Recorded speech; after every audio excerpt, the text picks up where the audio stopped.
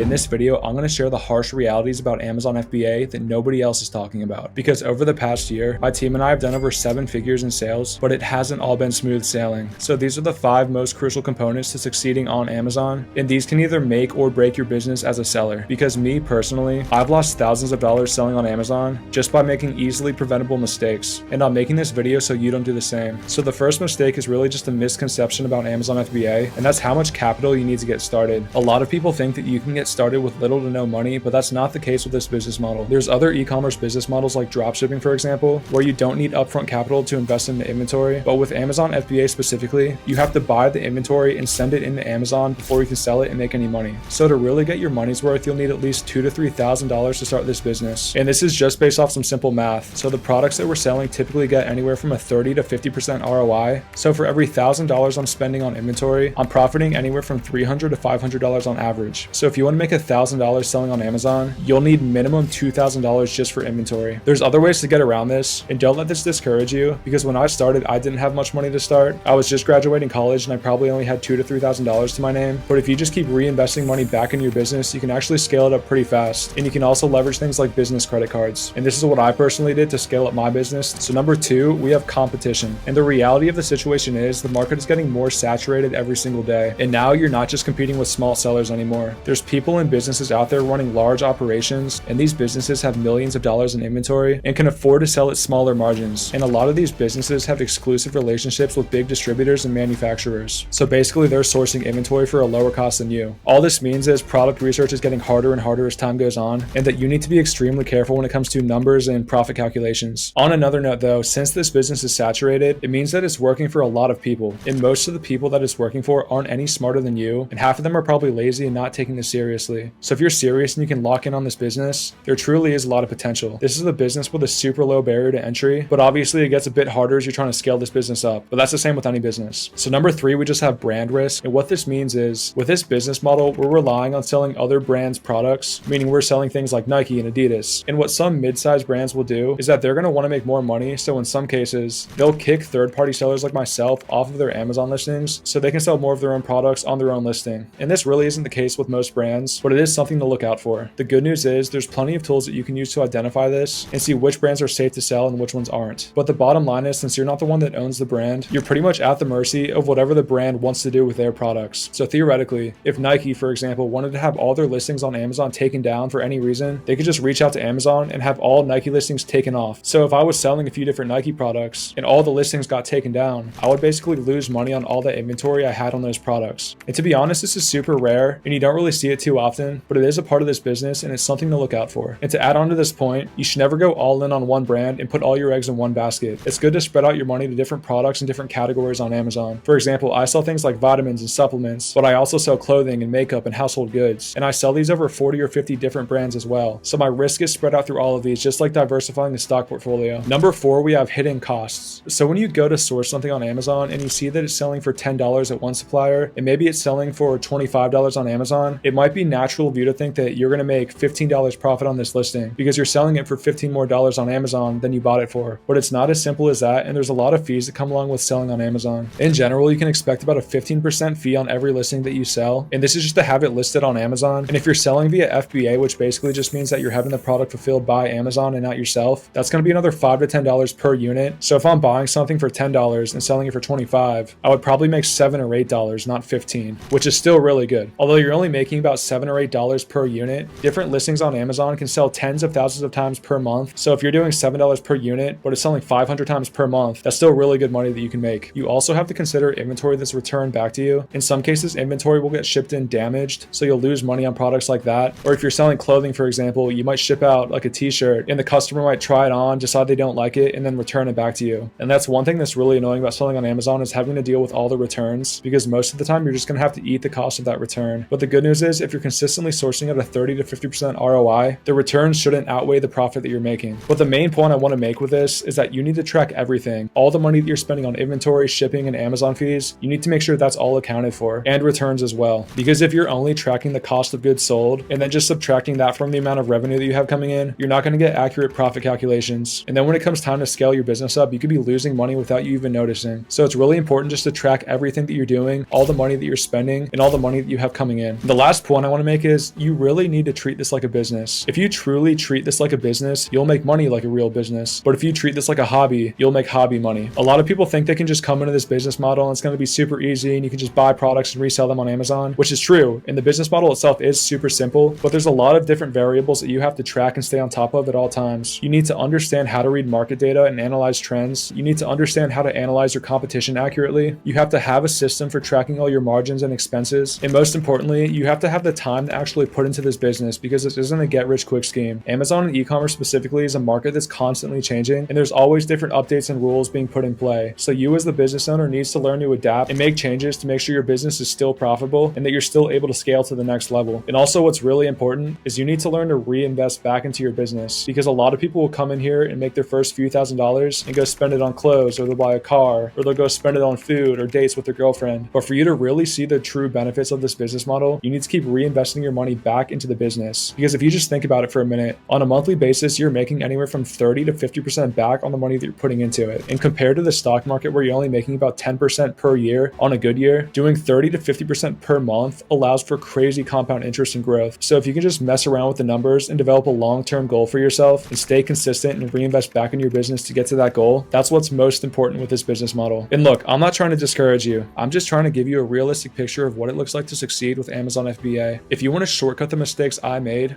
I have something for you. I have a one-on-one mentorship program for up-and-coming Amazon sellers where I will personally hold your hand and hold you accountable to make sure you succeed. And if you're interested, you can click the link in the description to learn more. But until next time, thank you guys for tuning in.